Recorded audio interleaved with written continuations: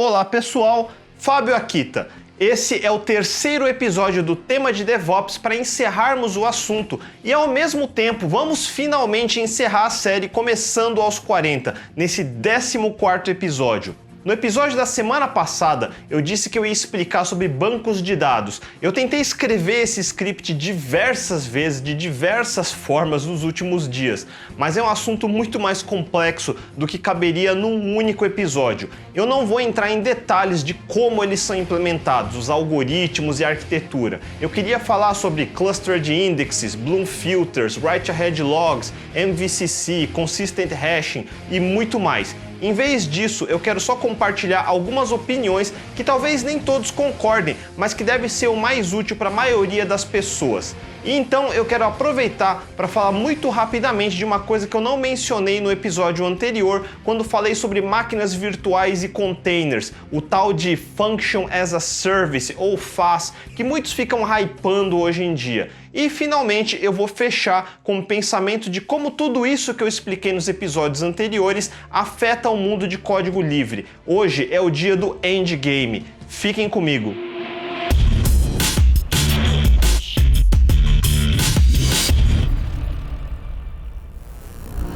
Como primeiro assunto, vamos falar rapidamente sobre bancos de dados e arquitetura. Se você estiver mais interessado em ir direto para a parte de Function as a Service, vá para esse tempo indicado aqui embaixo. E se quiser ir direto para a conclusão, vá para este outro tempo aqui embaixo. Se você é iniciante, eu não recomendo tentar instalar e configurar manualmente nenhum banco de dados sozinho, nem os bancos relacionais como MySQL ou Postgres e nem os NoSQL como Redis, MongoDB ou Cassandra. Não adianta só seguir um tutorial e fazer rodar. Garantir que você não vai perder dados é muito mais do que meramente fazer um servidor rodar. Seguir um tutorial é absolutamente trivial. Todos os bancos têm dezenas de configurações diferentes que devem ser planejadas exclusivamente para o uso da sua aplicação. Não existe uma única configuração que serve universalmente para tudo. E não, NoSQLs não são mais fáceis de configurar ou dar manutenção do que os bancos relacionais. Se você tem essa noção de algum lugar, tire isso da sua cabeça. Eu diria que uma infraestrutura NoSQL de verdade dá tanto trabalho ou mais do que bancos relacionais. Especialmente se realmente formos eliminar pontos únicos de falha e tivermos requerimentos de estratégias de recuperação de desastres com zero downtime, ou seja, o banco sempre estar disponível mesmo que um dos servidores do cluster sofra algum problema. Se você for programador, aprenda SQL e o modelo relacional corretamente. Você precisa saber como fazer queries decentes. A pior parte de uma aplicação é quando o desenvolvedor acredita que a biblioteca de mapeamento objeto relacional que ele está usando, seja Hibernate no Java, SQL Alchemy no Python, Active Record no Ruby, Eloquent ORM no PHP, nenhum deles vai fazer queries eficientes para você. E queries ineficientes é um dos principais ofensores em desperdício de memória e performance. Não adianta trocar de banco se seu código é uma porcaria. Nenhum banco vai fazer mágica. Muita gente acha que usar um MongoDB é bala de prata para combinar facilidade de uso e performance, especialmente para iniciantes. Se você não assistiu o meu episódio sobre o livro The Mythical Man Month, aqui vai um resumo. Não existe bala de prata. Para começar, se você subir uma instância de MongoDB e deixar ele sozinho, já começou errado. MongoDB não tem garantias de 100% de durabilidade. O melhor caso de uso do Mongo é que o dataset caiba inteiro em RAM. Todas as operações são feitas em RAM, é o que garante sua performance, mas isso significa que se a máquina der pane antes da RAM ter chance de dar flush para o disco, você vai perder dados. Você pode configurar para que ele garanta mais durabilidade. Por exemplo, hoje quando você manda gravar alguma coisa no Mongo, ele devolve OK, antes de realmente ter gravado. O OK do Mongo é mais tipo, beleza, eu recebi a ordem para gravar, quando der eu gravo. Diferente de um banco relacional que só dá OK se garantidamente o dado foi gravado. Você pode configurar o Mongo para fazer o mesmo, devolver OK, só se garantidamente uma outra instância de réplica master recebeu o dado, mas aí você perde a performance, que era justamente o que te fez escolher o Mongo em primeiro lugar. Aliás, uma instalação mínima de Mongo precisa de pelo menos 2 instâncias em réplica 7. Eu disse que o sweet spot é o dataset KB em RAM, mas você não tem RAM infinita. Se você pretende armazenar ordens de grandeza mais dados do que cabe em RAM, talvez precise fazer shards, mas configuração de shard precisa ser planejada do começo. Mudar de uma configuração sem shard para ter shard não é só ligar ou desligar uma chave. Você vai ter que refazer toda a infraestrutura do zero e mover todos os dados de lugar se escolher errado. Some replicação e sharding para configurar e você criou um emaranhado de gato para resolver. Portanto, não. O MongoDB não é mais simples do que qualquer outro banco se você realmente vai usar da forma certa. Instalar na sua máquina só para brincar, qualquer banco é simples, não só o Mongo. Um NoSQL Wide Column Store como o Cassandra, apesar de ter similaridades com bancos relacionais só na superfície, especialmente nos esquemas e no CQL, que é o similar a SQL, não tem absolutamente nada a ver. Eles são como Key Value Stores multidimensionais com column families e foram feitos para serem bancos altamente distribuídos, com múltiplos nós num cluster, de preferência em múltiplas regiões diferentes. Cassandra não foi feito para usar numa única instância, como banco de um blog. O sweet spot dele é funcionar em cluster, com múltiplos nós e com muita escrita. Aliás, a maioria dos NoSQL é alguma derivação de uma estrutura de chave e valor, os Key Value Stores, como um hash ou um dicionário que qualquer linguagem de programação tem. O próprio Mongo, para mim, é um Key Value, onde o value é um documento JSON, por isso chamamos de Document Store. O sweet spot deles é localizar um valor tendo a chave em mãos. Diferente de um banco relacional, a maioria não é nem um banco transacional e nem um banco analítico, ou seja, que você pode sair fazendo queries como em SQL com qualquer critério e a qualquer momento. Pesquisas em banco NoSQL precisam ser planejadas, indexadas com antecedência. NoSQLs tendem a ser bancos que você quer que funcionem em clusters, com shards, ou seja, nenhum servidor tem todos os dados que você precisa ao mesmo tempo. E se sua pesquisa for mal planejada, ela vai ter que ir vasculhando em todos os nós da rede, e isso custa processamento e custa tempo, muito tempo. E um aviso muito importante que eu já dei em outros episódios: você não é o Facebook, nem o Google, nem o Netflix, nem o Uber. As experiências de engenharia dentro do Uber só têm valor para outro produto com o mesmo nível de escala do Uber. Aceite a seguinte realidade: os 99,999% de nós jamais vai chegar a uma fração da escala do Uber. Portanto, as decisões mais críticas de infraestrutura que eles relatam e que dão excelentes blog posts e palestras são quase como ficção científica pra gente. É legal de ver, mas não nos impacta de nenhum jeito. Um exemplo disso foi um blog post incendiário de um engenheiro do Uber de 2016 intitulado "Por que a engenharia do Uber migrou de Postgres para MySQL?", acusando o Postgres de ter uma arquitetura ineficiente para escritas. Se você ler só isso, vai sair dizendo que nem um idiota: "Putz, temos que migrar nossos Postgres para MySQL porque ele tem defeitos de escrita". Tem ideia de quão imbecil isso soa? Para começo de conversa, o teor do artigo se refere a limitações do Postgres em casos extremos de grande volume de update ou atualizações, e novamente na escala do Uber. Tanto MySQL quanto Postgres são excelentes escolhas para todos os casos que você precisa de um banco relacional, e que por acaso é a grande maioria dos casos. Programador é muito crédulo, fica acreditando em conto do vigário toda hora, é impressionante, parem com isso. Na prática, a maioria de nós vai sempre acabar usando uma combinação de um banco relacional com um cache, usando algo como um Redis. Nessa configuração, o Redis pode até ser um pouco mais relaxado, porque o certo é fazer com que os dados sejam consultados no Redis e o que não tiver lá você carrega do banco relacional e grava no Redis à medida que for precisando. Portanto, o Redis pode ser reconstruído do zero, mesmo se der pane e precisar derrubar tudo. E você usa o Redis para manter coisas pesadas de calcular e gravar num banco relacional, como agregações, coisas como contadores, médias e outras métricas que agregam múltiplas linhas do banco. Num banco relacional, o que mais custa performance é escrever mais do que ler. A escrita precisa ter o tal ACID garantido, atomicidade, consistência, isolamento e durabilidade. Dados escritos precisam garantidamente estar no disco de tal forma que uma pane inesperada não faça você perder dados. Múltiplas conexões escrevendo ao mesmo tempo não podem um pisar no pé do outro. Você precisa de um esquema de concorrência como Multi-Version Concurrency Control ou MVCC, que a maioria dos bancos usa hoje em dia. E você precisa de transaction logs para conseguir dar rollback ou voltar ao estado original dos dados se uma transação de múltiplas operações dá pau na metade. Numa aplicação com grande pressão de escrita, digamos um e-commerce em dia de Black Friday, fechando várias compras por segundo, você deve programar sua aplicação para usar filas.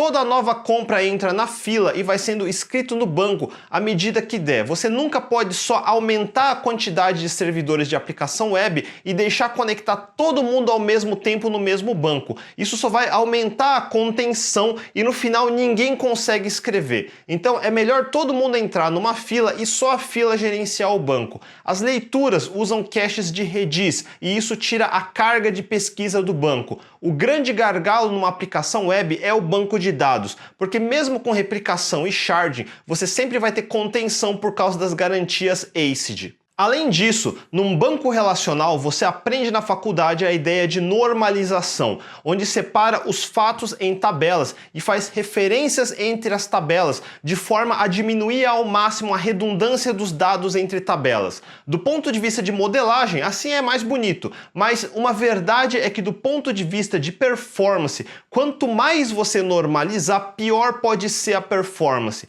Tanto bancos relacionais quanto NoSQL privilegiam tabelas denormalizadas. Você faz trade-off de redundância e mais uso de disco para ter mais performance. Uma coisa cara no processamento de pesquisas é justamente fazer join entre tabelas. Por isso bancos como Postgres oferecem recursos como views materializadas. Views é como se fosse uma tabela lógica que não existe, porque é o resultado dinâmico de uma query, mas uma view materializada é como se fosse uma tabela denormalizada de verdade. Ou seja, numa aplicação de verdade, você talvez se veja obrigado a denormalizar algumas tabelas. Um jeito errado de usar um MongoDB ou Cassandra, por exemplo, é granular as coisas demais e fazer o equivalente a joins. NoSQL não foi feito para ter joins e relacionamentos. E você vai descobrir que muitos problemas de performance que você tem com bancos relacionais é normalização demais.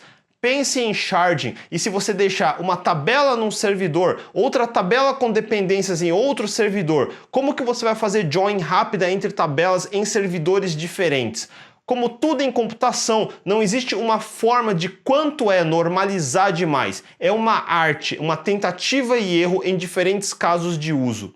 Um exemplo bem idiota, a famosa tabela de estados. A grande maioria dos programadores faz uma tabela separada chamada estados, com uma coluna de código para colocar, por exemplo, SP e outra coluna de nome para colocar São Paulo. Daí, numa outra tabela de cadastro, você tem um campo estado ID, que é uma referência para a linha da tabela de estados. Agora, toda vez que você precisa puxar o cadastro, precisa fazer um join com a tabela de estados. Eu acho isso desnecessário. Eu colocaria SP e São Paulo direto na linha da tabela de cadastros e um select simples, sem join, vai devolver tudo que eu preciso. Mas aí toda a linha vai duplicar São Paulo toda vez. Foda-se. A probabilidade do estado de São Paulo mudar de nome é praticamente zero. Se um dia mudar, sim, vai custar um pouco caro dar update em todas as linhas de todas as tabelas que ficou com isso duplicado. Mas isso é uma possibilidade remota. Para que eu vou normalizar dados que nunca mudam? Mas isso significa que não pode haver o caso de alguém mandar gravar São Paulo com tio e de outro lugar alguém mandar gravar um São Paulo sem acento. A letra C de consistência do ACID vem migrando do banco para a aplicação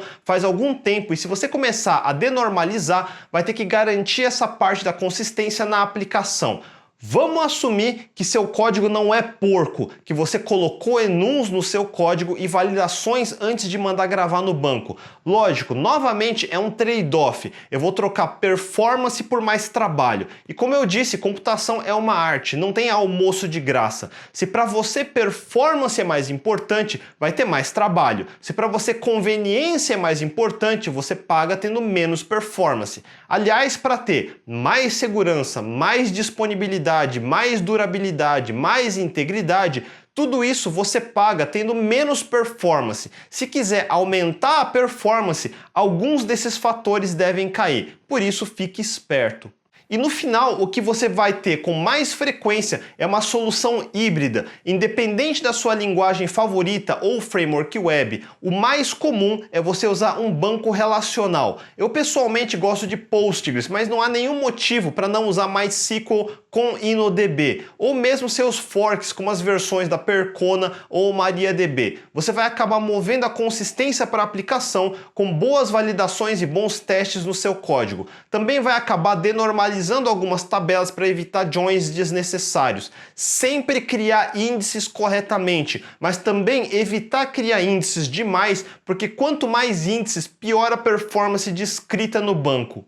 Você também quer evitar gargalos de leitura e gargalos de escrita. Para otimizar a leitura, você quer colocar um cache na frente do banco relacional. Você vai programar para primeiro procurar o que quer num Redis. Se não achar lá, ou seja, tiver um cache miss, daí vai no banco relacional puxar os dados e gravar no Redis, para estar lá da próxima vez, com algum período de tempo para expirar esse dado. E opcionalmente, se não quer o risco de parar o banco caso venham escritas demais, você vai programar sua aplicação para colocar o pedido de escrita numa fila, seja no próprio sistema de Publish e Subscribe do Redis ou numa fila de verdade como o RabbitMQ. Significa que o tempo geral de escrita deve ser mais lento do que mandar direto para o banco, mas se por acaso vier um pico inesperado que o banco não está preparado para receber, em vez dele dar timeout e perder as operações, é sempre melhor ficar mais lento, mas que garantidamente uma hora vai executar e gravar. E não,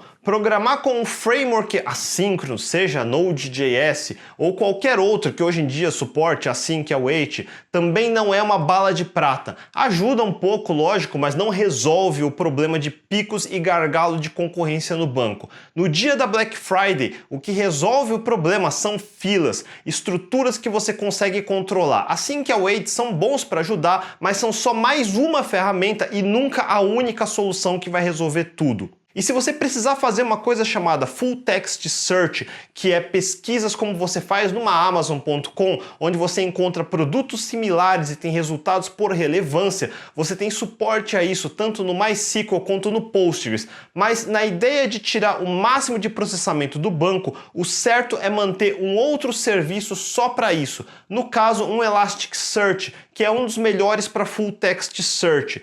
Toda vez que você escrever no banco relacional, também manda escrever no Elastic. Novamente, vamos gastar mais recursos para ganhar performance dos dois lados, é um trade-off. Se você usa Heroku, significa que sua aplicação web roda em um ou mais dynos web e você tem um ou mais workers assíncronos que rodam em dynos de workers. Você pode ter um Heroku Postgres configurado com um follower para onde você vai redirecionar as queries mais pesadas. Adicione a isso também o Heroku Redis ou outros SaaS como o Redis Cloud para cache. Eu adicionaria um Cloudinary se sua aplicação precisar armazenar e processar uploads, um SendGrid se precisar mandar e-mails, um Rollbar para guardar logs de erro, um New Relic RPM para monitorar a performance da aplicação e um Bonsai Elasticsearch para funcionalidades de pesquisa avançada. Espera gastar algo em torno de 200 ou 300 dólares ou uns R$1.000 por mês. E parece muito? Não é, porque se você pretende instalar e configurar e manter tudo sozinho,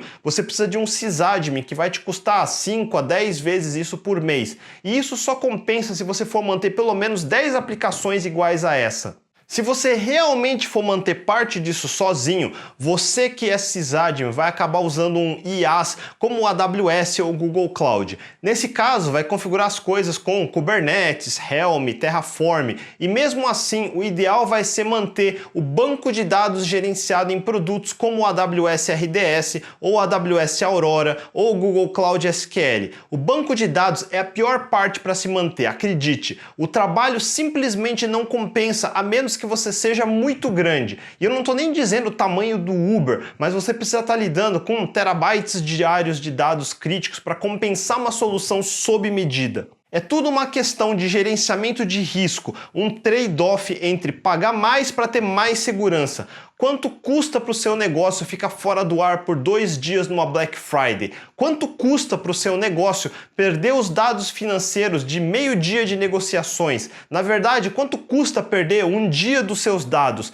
Se você disser que não tem nenhum problema, eu questionaria a importância da existência do seu produto. Uma última dica de infraestrutura: independente se você colocar sua aplicação numa máquina virtual de um VPS, ou no AWS EC2, ou em containers via Kubernetes, ou mesmo uma plataforma como serviço como o Heroku ou OpenShift, em qualquer dos casos, contrate a Cloudflare. Ele é um serviço que vai substituir seu DNS. Toda vez que alguém digitar seu domínio no navegador, o tráfego vai todo para Cloudflare primeiro, e ele vai tanto servir como um CDN, que é um cache para coisas como as imagens e outros assets do seu site, como vai servir de detecção e prevenção de ataques. Se algum hacker ou algum moleque com script tentar invadir seu site, o Cloudflare vai ser sua primeira linha de defesa. E por experiência eu vou dizer que eles são muito bons, altamente recomendado. Custa meio caro, mas de novo, quanto custa para você se alguém entrar no seu site e roubar os dados dos seus clientes ou causar um denial of service no seu e-commerce no pico da Black Friday? Como segunda seção desse vídeo, deixa eu explicar Function as a Service ou FaaS, que são produtos recentes como o AWS Lambda ou Microsoft Azure Functions ou Google Cloud Functions. Eles são basicamente containers. Se você já usou coisas como containers de Docker ou dynos de workers do Heroku, a ideia é similar. A implementação varia com os diferentes fornecedores, então cuidado porque não é um padrão. Você configura um evento ou um trigger, que pode ser várias coisas, uma chamada HTTP, um pub/sub de algum serviço de fila, como o AWS SQS ou o Firebase no caso do Google Cloud. Quando esse evento vier, ele vai subir um container pequeno que vai executar essa sua tal lambda ou função que está englobada num frameworkzinho específico para a plataforma. Dizer lambda ou functions é mais marketing do que qualquer outra coisa, se você ainda não tinha notado, para aproveitar esse hype em cima de linguagens funcionais, mas não tem nenhuma relação. Os containers já vêm pré-configurados com imagens para diversos frameworks como Node.js, ou Ruby, ou Go, ou Python, ou Java, ou C#.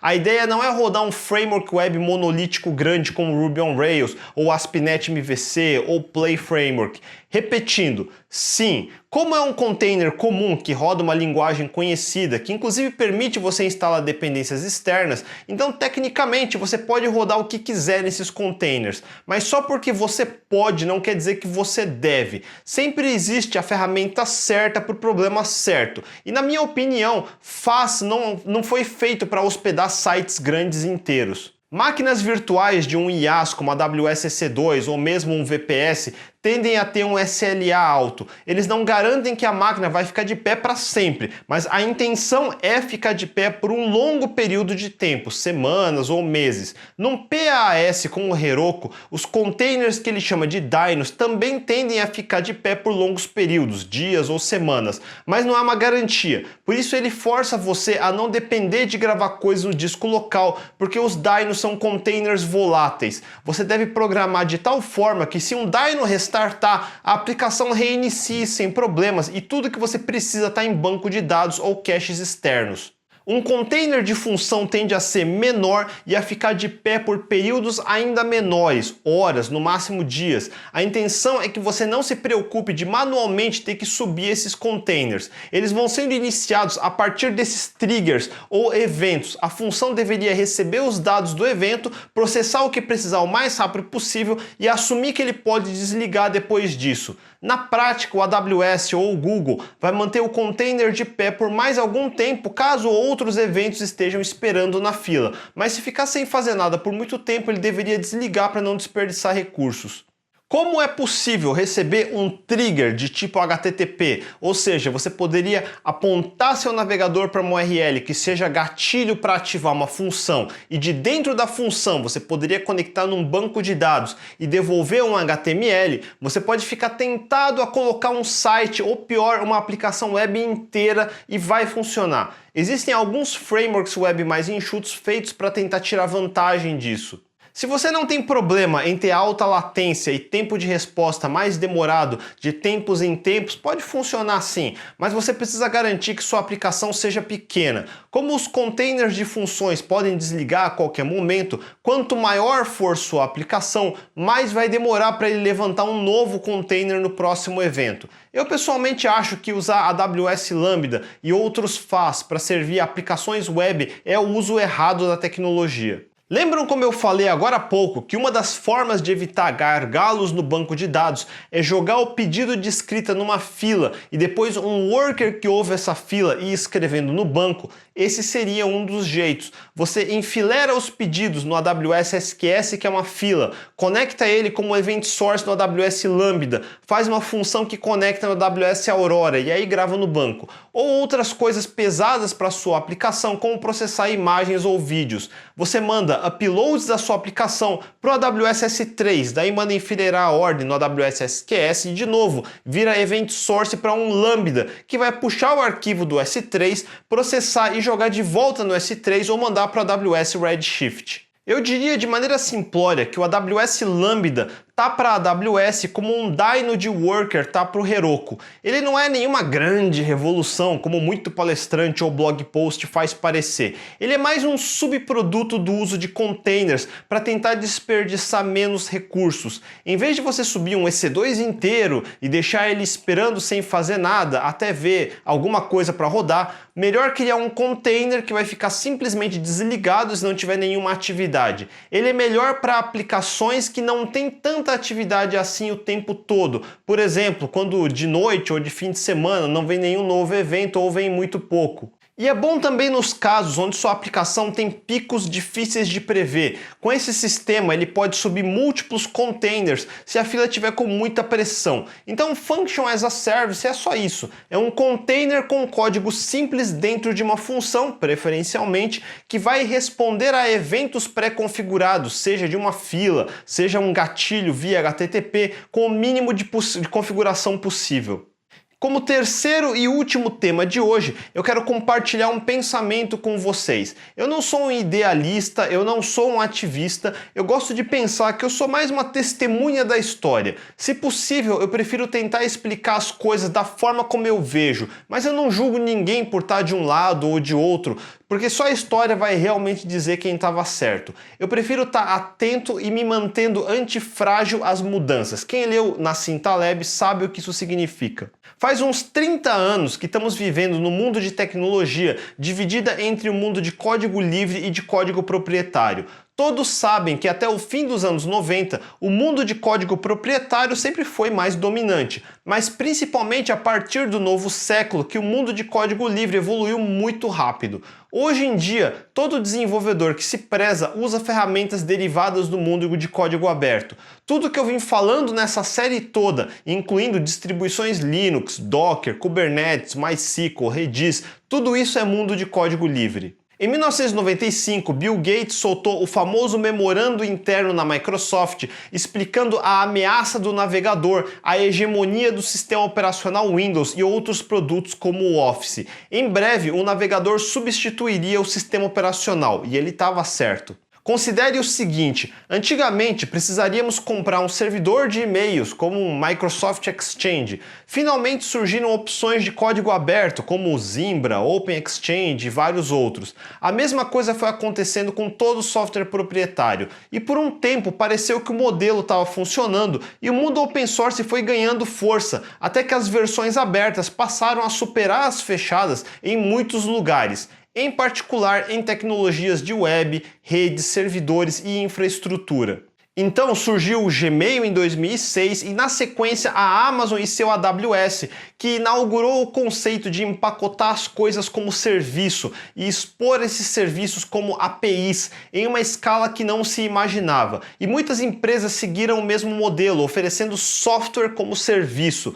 Antes você pagava licenças caras para comprar ou assinar pelo uso de software proprietário. O que mudou agora é que com os canais de distribuição da internet podemos fazer a mesma coisa que antes, que era comprar software encaixotado de prateleira ou via consultoria ou vendedores. Então o que realmente mudou foi o preço ser muito menor, porque o software consegue chegar em mais pessoas e empresas agora. Mas note, voltamos ao mesmo modelo dos anos 90. Você paga uma assinatura, mas não é proprietário do software. Pior, você não tem acesso ao código do software, porque ele funciona fechado, atrás do que chamamos de um walled garden, ou jardim emparedado. É um jardim bonito, mas lembre-se que ele não é aberto. Apesar da Amazon, Google, Facebook, Netflix, Uber e todos os outros de fato colaborarem ainda com software livre, porque seria burrice não fazer isso, já que todos usam Linux e outras ferramentas. Mas o software que torna a Amazon, ou o Google, jamais vai ser aberto. O AWS é o Windows da Amazon. O Google G Suite é o Office do Google. Custa muito caro criar uma versão aberta que seja igualmente competitiva, especialmente porque estamos falando de larga escala. Quanto mais eles crescerem, mais difícil vai ser para qualquer outra empresa conseguir competir com eles. Então é um mercado com uma barreira de entrada enorme. E você basicamente trocou o Microsoft Office proprietário pelo Google Docs, que também é proprietário. Na prática, a maior parte do software que realmente dependemos no nosso dia a dia é proprietário, mas achamos que está tudo bem porque roda no navegador e não no Windows, mas tudo que tem acesso livre na verdade é pago com os dados da sua privacidade. E eu não sou necessariamente contra, mas se você de alguma forma achava que é idealista de software livre usando tecnologias do Google ou Facebook, hoje já está no mundo fechado na sua maior parte e você é equivalente a ser evangelista da Microsoft nos anos 90. De novo, nenhum problema nisso, só esclarecendo que não é o que você achava. Considere que muito do que hoje é mantido como software livre não são nada mais do que bibliotecas que consomem APIs. Eles sozinhos não servem para nada, são só cascas em cima de clientes de HTTP. Toda a biblioteca da Amazon, do Google, do Facebook conectam com os serviços deles e só servem para isso. Muitos desenvolvedores de software livre, como o Salvatore, que criou o Redis, têm reclamado disso faz meses. Eles chegaram a mudar a licença para uma mais controversa, que impede que empresas como a Amazon ou Google possam usar produtos como o Redis Search, Redis Graph, Redis JSON e outros produtos. Aos poucos, você vê uma Amazon agindo como a Microsoft dos anos 90, adotando software de fora, criando modificações que atraiam as pessoas para sua versão proprietária e depois fechar as pessoas dentro do seu walled garden. Veja o AWS Aurora, que é um MySQL modificado e cuja modificação não é open source. Daí eles lançam o AWS Lambda e uma gama de outros produtos que basicamente vão prender você dentro da AWS.